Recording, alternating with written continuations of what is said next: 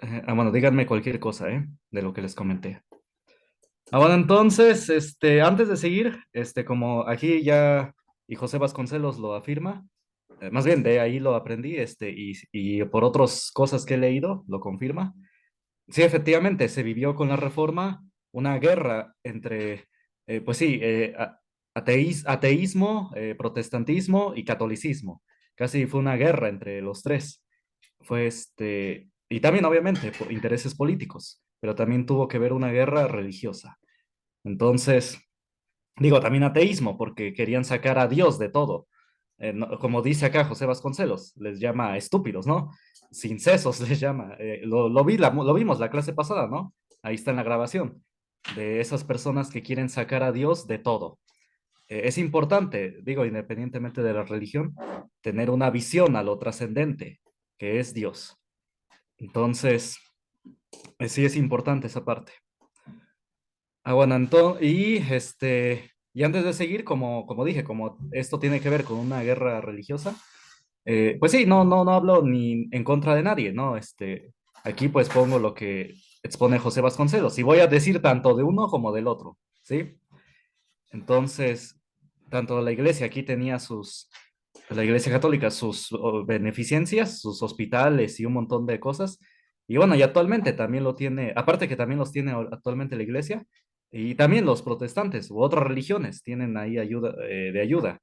Creo por ahí tienen, leí una vez en el periódico, que había una de no sé qué religión que ayudaba a los de la calle, sobre todo a que dejaran el vicio del alcohol. Y de Alcohólicos Anónimos les hablan de Dios. No sé de qué religión, pero sí, les hablan de Dios, que es lo importante. No sé si en todos de Alcohólicos Anónimos, pero sí, en la mayoría les habla de Dios. Bueno, entonces sí, es muy importante. Bueno, entonces, este, dudas, comentarios hasta acá.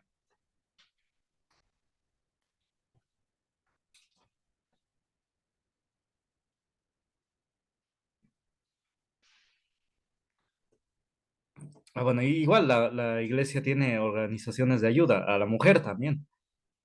Por ejemplo, hay una monja, que se llama Gloria Narváez, que ayuda a las mujeres de África, les enseña a leer, a escribir y les enseña un oficio, para, pues sí, para generar ingresos, para que ellas generen sus propias fuentes de trabajo. Entonces, lo cual ninguna organización feminista, ni de Naciones Unidas, ni nadie lo hace. Entonces, solamente la Iglesia Católica. Bueno, y creo que también una que otra de otra religión, de los misioneros. Entonces, sí, nada más del ámbito religioso, solamente hacen eso. Ayudan en lugares recónditos, ¿sí? Entonces, es una parte importante.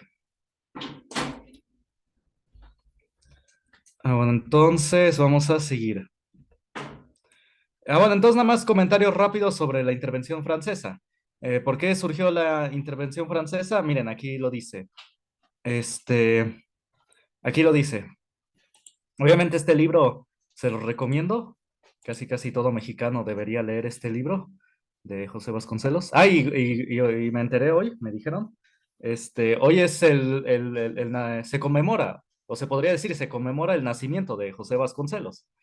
No creo que le hagan una ceremonia como le hacen a Benito Juárez, pero aún así, coincidentemente, ¿no? Estamos viendo su libro y sí, hoy es el nacimiento de José Vasconcelos. Es decir, un día como hoy, como dicen ¿cómo les dicen? Exacto, ahí, se me olvidó, se conmemora, el nacimiento de José Vasconcelos. Vamos a ver, entonces sigamos. Bueno, entonces era el año de 1861. Ya había terminado la guerra de reforma, la guerra de 3 años. Espérame, voy a admitir a otro compañero, a una compañera.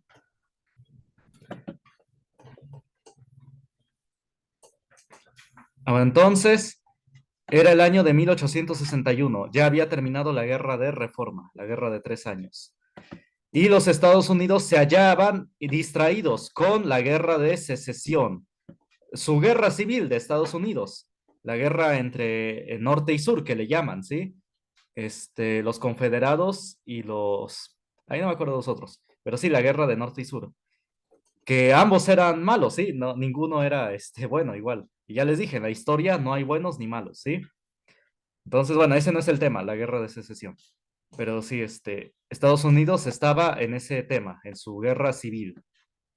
Entonces, y bueno, y aquí hay una opinión de un soldado religioso que fue Ulises Grant, veterano de la campaña de México. Dice que fue un castigo impuesto por la providencia, ¿no? Por el crimen de la guerra contra México. Imagínense. Pero bueno, eso ya es una opinión. Sigamos. Dice, qué mejor oportunidad, dice José Vasconcelos, para detener el movimiento de la expansión yanqui sobre toda la América española. Es decir, sobre México y sobre todo el sur. Qué mejor oportunidad para deshacerse de la influencia de Estados Unidos sí, de su incrustación en México. Entonces, nos pintan a Benito Juárez como que todos lo apoyaban, bueno, los liberales y uno que otro conservador, pero no, dice los patriotas mexicanos, asqueados de la intervención yanqui acaudillada por Juárez. Es decir, que Juárez trajo a los Estados Unidos. Ya lo sabían, los liberales de ese tiempo lo sabían, era algo conocido por todos, que Juárez traía consigo a Estados Unidos. Era algo que en esos años todos sabían. Entonces, por eso dice José Vasconcelos que con esta excusa decidieron ligarse con Europa a fin de salvar algo que vale más que el territorio, el alma de la patria bastardeada por el juarismo. Entonces, bueno, esta fue como que más o menos el, este, la excusa o el motivo por el cual se decidió, ¿no? Una intervención del extranjero. Y fue cuando trajeron a Maximiliano de Habsburgo. Entonces, mira, sí, miren, es lo que les digo. Había personas, verdaderos patriotas mexicanos, que querían hacer algo por el país, pero que su buena intención de hacer algo por México se vino opacada y eliminada por ambos partidos, tanto liberales como conservadores. Ambos eran de lo peor, ambos. Entonces, estos patriotas mexicanos no pudieron, como dice José Vasconcelos, salvar el alma de la patria bastardeada por el juarismo. No pudieron. ¿Por qué? Porque aquí dice, ya después los conservadores, que son de aquella casta que tiene ojos y no ve, es decir, por un lado tenemos a liberales que tienen a Estados Unidos, traidores, y por otro lado los conservadores que dicen que tienen ojos y no ven. Ahora sí que ni uno ni el otro, unos traidores y los otros torpes. Bueno, entonces no había que irle ni a uno ni al otro. Entonces ya, trajeron a Maximiliano. Entonces sí, el último intento por salvar la patria quedó eliminado, porque trajeron a Maximiliano de Habsburgo. Entonces, bueno, ya dice José Vasconcelos que sí, era muy superior a Iturbide, pero no por eso dejaba efectivamente de representar un elemento espurio por extranjero y un tipo militar de gobierno, una imposición de la fuerza y no una creación de la voluntad del país. Como les digo, estos patriotas, verdaderos patriotas mexicanos, que por fuera de Juárez y muy por fuera pues sí, aparte de los liberales y conservadores, se vieron su intención opacada y eliminada por ambos, por los liberales y los conservadores. Ya no pudieron salvar a la patria. Bueno, entonces, y bueno, la historia ya lo conocemos, trajeron a Maximiliano de Habsburgo, fueron avanzando hasta llegar a la capital, ¿no? Fue una guerra, ¿no? Que se vivió en México, la intervención francesa. Este, y es muy conocida, ¿no? La batalla de Puebla, y con eso termino esta parte.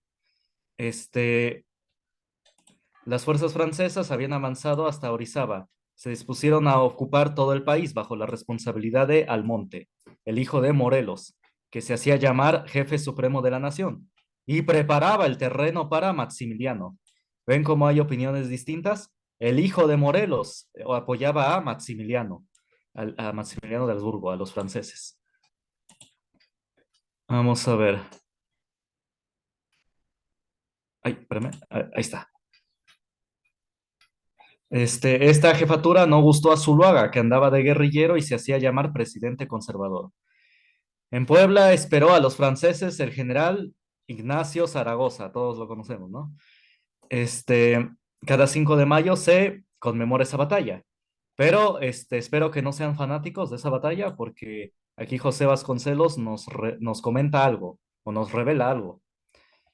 Dice, los asaltantes fiados en la facilidad, es decir, los franceses, fiados con la facilidad con que habían avanzado desde la costa, atacaron en muy escaso número y fueron rechazados el 5 de mayo de 1862. Es decir, Vasconcelos nos menciona que estaban en muy escaso número y que, bueno, y que fueron rechazados efectivamente el 5 de mayo, la batalla de Puebla. La batalla resultó trascendente porque contuvo el avance francés hasta la llegada de los refuerzos europeos. Se entusiasma don Justo Sierra, aliado incondicional, bueno, casi hermano de Benito Juárez, hermano ideólogo. Se entusiasma don Justo Sierra por el triunfo de 5 de mayo, no obstante que reconoce que como batalla no lo es ni de segunda categoría, es decir, que no hay que emocionarse tanto.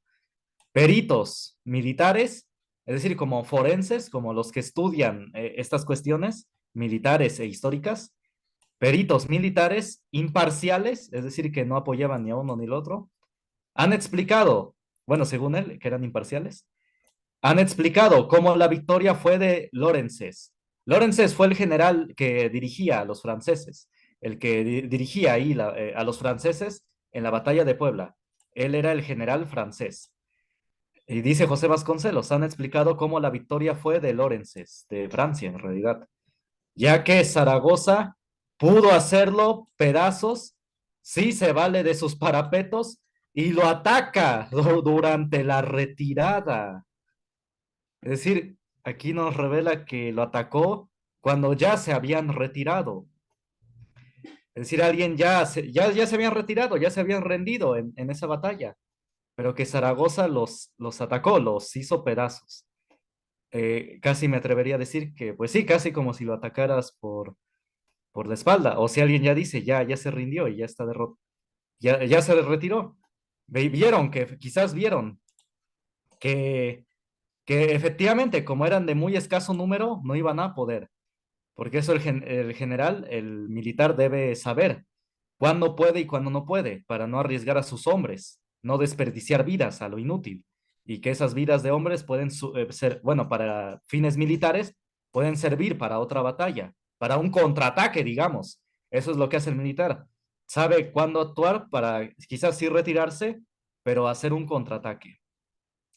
Pero dice Zaragoza que bueno, dice José Vasconcelos que Zaragoza los hizo pedazos, porque los atacó durante la retirada. Es decir, que no estaban en guardia, hay que decirlo. Si ya están en retirada, no estaban en guardia. Entonces sí, es algo muy debatible. Todo esto es, como dije, casi para estudiar, ¿no? Hacer una tesis casi de doctorado.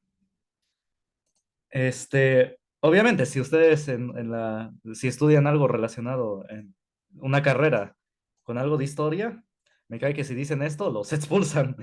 Pero bueno, esto lo dejo ya para que ustedes lo sepan, ¿no? Y ustedes lo tengan, pues decidan, ¿no? ¿Qué creer?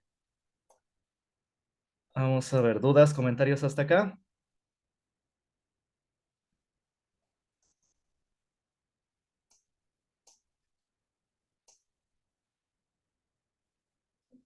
Dudas, comentarios.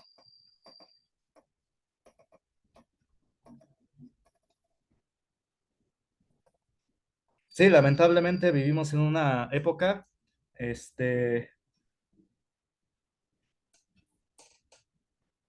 yo diría, sí, muy hipócrita, porque se habla de libertad, pero en realidad es una libertad, mentirosa.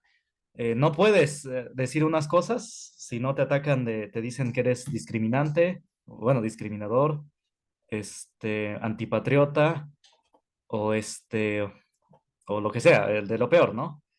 E incluso, a más aún, hay países en Europa Digo, ya un poco saliéndonos del tema, pero relacionado con esto de que no puedes decir unas cosas si no te linchan.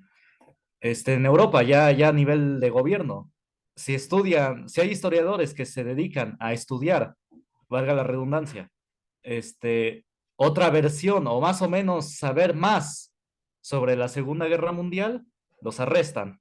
No es en serio, a una viejita la arrestaron porque quiso investigar un poco más de la Segunda Guerra Mundial, de lo que pasó con la Alemania nazi y todo, ¿no? Pero ¿qué pasó? La arrestaron. Ahorita en la tercera sesión a ver si les doy el nombre, porque sí fue algo que pasó.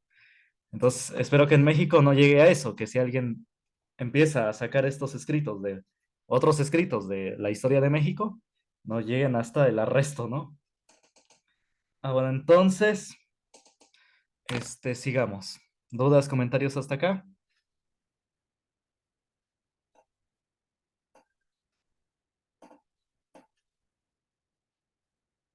Bueno, los parapetos son vallas, es decir, que estaban protegidos, habían hecho un cerco.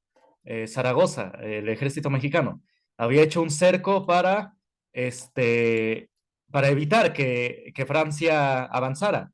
Digamos, un cerco con piedras o muros improvisados, obviamente, porque pues no iban a levantar muros de así bien, para evitar que Francia entrara.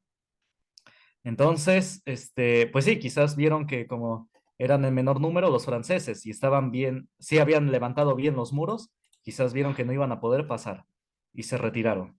Y bueno, y aquí dice José Vasconcelos que efectivamente ya se salió de esos muros y los atacó durante retirada. Pero bueno, mejor ya no lo sigo diciendo porque si no me van a linchar. Ah, bueno, entonces, lo único bueno quizás es que, bueno, algunos se quedan sin clases, pero bueno, no es tan bueno. Ah, bueno, dudas, comentarios hasta acá. Bueno, ya sigue José Vasconcelos, dice, pero lo grave para la seriedad de nuestro patriotismo está en en la exageración que falsea la verdad.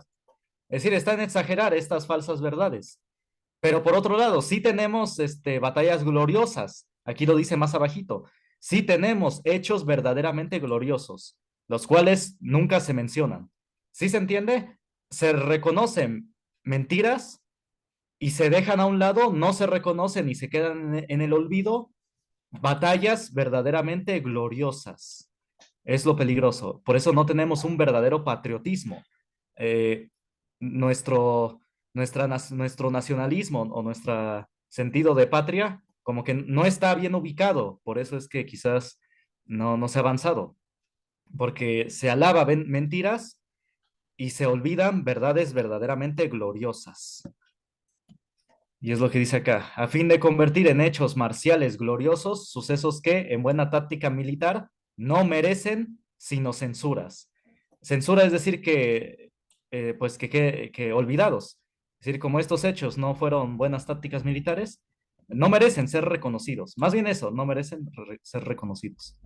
Con lo que se sienta un precedente desastroso para la conducta de nuestro ejército y se nos pone en ridículo ante la opinión extranjera. Además, si se observa con una poca atención, se advierte que la selección de los hechos que dan lugar a la mayor parte de nuestras fiestas patrias es también obra de la sutil propaganda poincentista, es decir, estadounidense, que inicia nuestra epopeya nacional con Hidalgo y Morelos, que mataban españoles, y la continúa con Zaragoza, que mató franceses, es decir, todos latinos. En cambio, nunca menciona los pocos hechos de armas verdaderamente gloriosos del continente, que son aquellos en que la sangre hispano-indígena se ha derramado para defender la herencia del imperio español americano, en contra del anglosajismo desbordado. Es decir, los enemigos siempre son España, Francia, y sí, se menciona Estados Unidos, pero no como se debería. Como nos quitó la mitad del territorio, ahí sí, ya es evidente que es enemigo, pero no, incluso no se menciona todo como debe ser. Ahora, entonces, ya sabemos, Francia sí llegó después a México, y ya después de un embate por parte de los liberales, apoyados por Estados Unidos, como luego sigue menciona acá, ya pudieron retomar México y ejecutaron a Maximiliano de Habsburgo y a su esposa. Ah, no, nada más a Maximiliano. Bueno, dudas, comentarios hasta acá.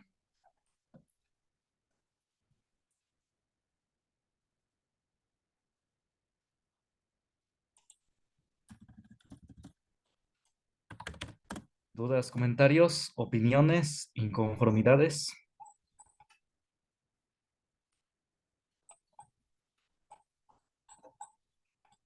Bueno, entonces, antes de empezar con el tema ahora sí de la reforma de lleno,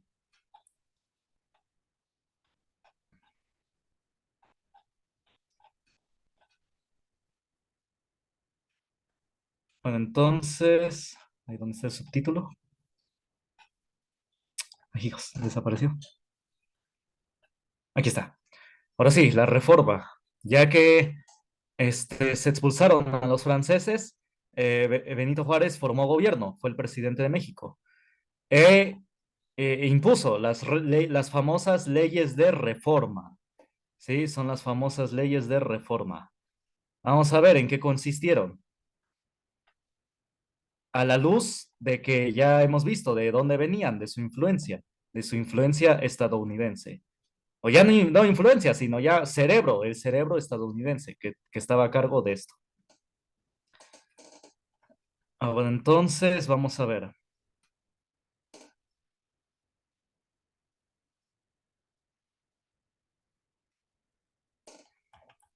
Ya habíamos visto un poco de esto. Aquí está. Vamos a empezar aquí.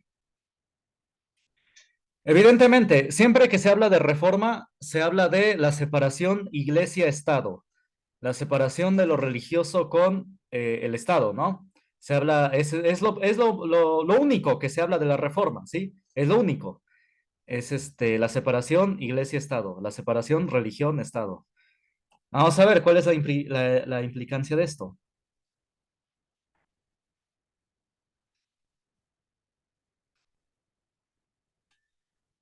Bueno, para que vean que no hablo a favor de la iglesia, no, vamos a ver lo que dice José Vasconcelos. Efectivamente, había cosas que había que cambiar, efectivamente.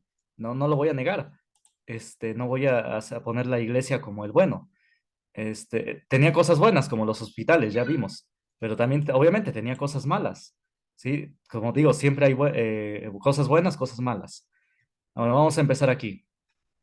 La iglesia mexicana era en efecto muy rica como, bueno, bueno, desde antes, para que no digan que soy muy pro iglesia. A ver, desde antes, déjeme ver. Aquí. Sí, aquí. Vamos a ver. Para que vean que menciono lo bueno y lo malo y que no me quedo, no digo nada más lo bueno.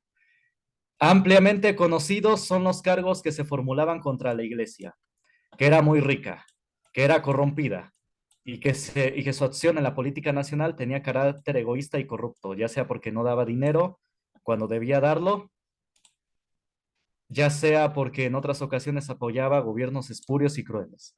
Aún aceptando los tres cargos, es decir, que como que sí y como que no, que algunos cargos no eran ciertos, otros no, aún aceptando los tres cargos, debo decir, dice José Vasconcelos, debo decir para comenzar que un estadista debió ver que todos ellos juntos no eran motivo para destruir a la iglesia, sino a lo sumo para exigir su purificación.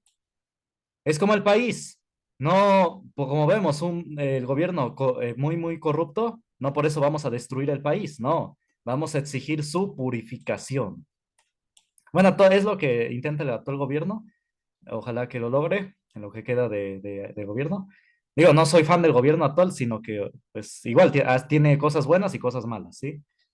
Todo gobierno tiene cosas buenas y malas. Entonces sí, dice José Vasconcelos, no se debía destruir a la iglesia, sino a lo sumo exigir su purificación. Y hasta donde las leyes de reforma tienen a esa purificación, estoy con los liberales, dice José Vasconcelos, y considero inevitable las medidas dictadas. Pero es menester distinguir, es decir, que es necesario distinguir. Espérame, voy a aceptar un compañero. Espérame, espérame. Ahí está. Bueno, estaba en que, bueno, sí efectivamente se requería una purificación, pero es necesario señalar, como dice, pero es menester distinguir lo que es purificación y lo que es destrucción. Ah, son dos cosas muy distintas. Contra la destrucción me pronuncio de la manera más decidida, dice José Vasconcelos. Sí, la iglesia había que purificarla, pero no destruirla. Dices, me pronuncio de la manera más decidida.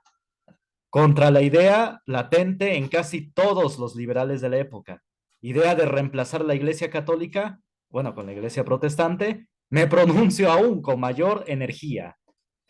Es decir, no hay que reemplazarla, no es que José Vasconcelos ni yo estemos, digo, me atrevo a decir que es su pensamiento de él, que no es que esté en contra de la iglesia protestante. Bueno, a menos que otro historiador que lo haya leído más su biografía, diga lo contrario. Bueno, al menos mi opinión no es que estar en contra, sino nada más darle apertura, pero no reemplazar una con otra, no hay que reemplazarla, sino hay que darle apertura y pues que la gente decida, ¿no? A cuál religión irse. Que la gente lo decida, no reemplazar, no forzarlo, que es lo que pretendía las leyes de reforma, reemplazar una con otra. Y dice, reemplazar la iglesia católica con la iglesia protestante me pronuncio aún con mayor energía. Pero es preciso examinar brevemente la importancia de los cargos señalados. Ah, bueno, entonces sí, se requería purificación, pero vamos a ver en qué sentido. Vamos a ver tanto lo bueno como lo malo, para que vean, lo malo lo voy a mencionar para que vean que no estoy así, poniendo de buenito a la iglesia. La iglesia mexicana era en efecto muy rica. ¿Cómo que ella, la iglesia, había construido en 3 siglos de labor civilizadora todo lo que en nuestro territorio significaba progreso, fraternidad, humanidad y belleza? Es decir, esto es lo que no dicen los que enseñan historia, que sí, la iglesia tenía cosas malas como el diezmo, aquí lo dice más adelante, aquí lo voy a mencionar, pero obviamente había cosas muy, muy buenas, como aquí dice José Vasconcelos, él lo dice, yo no lo digo. Había construido en 3 siglos, desde la conquista hasta sus años de él, todo lo que en nuestro territorio significaba progreso, fraternidad, humanidad y belleza. Es decir, todas las religiones, bueno, que tienen a Jesús, Jesucristo, tienen la fraternidad, el verse como hermanos. Eso es lo que tiene la religión. Y es lo que hizo la iglesia, lo que construyó. Humanidad, se los dije en la clase de época colonial, ¿no? De posconquista, que incluso frailes como Francisco de Vitoria habían visto que se les diera derechos a los indígenas, a los mestizos, a los que eran de la combinación de españoles y prehispánicos, que se les diera derechos, los mismos. Tanto es así que, bueno, que Francisco de Vitoria hizo el derecho de gentes y fue, como les dije, el creador del derecho internacional actualmente. Y bueno, al menos, y en esa época se crearon las leyes de las Indias, donde decía que al trabajador sin distinción de raza se le debía pagar semanalmente en efectivo. Bueno, decían en metal, porque antes ocupaban monedas, no ocupaban billetes, papel, ocupaban metal, monedas. Entonces decía, el pago debe ser semanal y en metal, no en especie. Es decir, que no les debían dar despensas u otras cosas, no, debía ser en efectivo. Lo que es ahora los pesos, los billetes. Y belleza, también que había construido belleza. El arte, ustedes, la Capilla Sixtina, si ponen imágenes de la Capilla Sixtina, es un arte. O de, o de óperas, por ejemplo, de Beethoven. Hay una ópera muy hermosa del huerto de Getsemaní, de Jesucristo en el Monte de los Olivos. Y también Johann Sebastian Bach con La Pasión según San Mateo. Independientemente de que sean religiosos, las óperas, esas dos, son muy, muy hermosas. Se las recomiendo. De Beethoven, Cristo en el Monte de los Olivos, en alemán Christus an Olberge, y de Johann Sebastian Bach, La Pasión según San Mateo. Ambas, hay versiones subtituladas de ambas. Entonces sí, había creado belleza. Bueno, eso es lo bueno, muy bien. fraternidad, humanidad y belleza. Y progreso, él dice, verdadero progreso. Un verdadero trabajo en equipo entre españoles y mestizos y criollos, todos trabajando juntos. Bueno, entonces, sigamos. Ahora, sobre el monto de las propiedades de la iglesia no es necesario recurrir a sus enemigos. Tratadistas católicos como Abad y Queipo y el doctor Mora habían señalado ya el monto y reparto de los bienes del clero y los del gobierno y los particulares. Lo mencioné en la sesión anterior, que se mencionaba al doctor Mora y al padre, sí creo que sí, no, era otro padre, pero sí ya los había mencionado, ¿no? A propósito de la reforma, Gómez Farías, hermanísimo de Juárez, digo, aliado a Incondicional, casi su hermano en ideología, sobre los diezmos, ya dijimos que la consideramos necesaria, efectivamente, no debía ser obligatorio. Entonces, es como ahora voluntario. Efectivamente, eso ni discutirlo. Pues no debe fundarse en la coacción un servicio que responde a necesidades del espíritu, que no todos los habitantes de un país experimentan de forma idéntica. Ahí está, no todos tienen esa voluntad, ¿no? De darlo. Entonces debía ser voluntario. En consecuencia, también la libertad de cultos es principio inseparable de una sociedad civilizada. Es decir, sí, se debía dar apertura a todas las religiones. Pero de todo esto se deduce una conclusión, y es que la reforma debió limitarse a lo justo debió limitarse.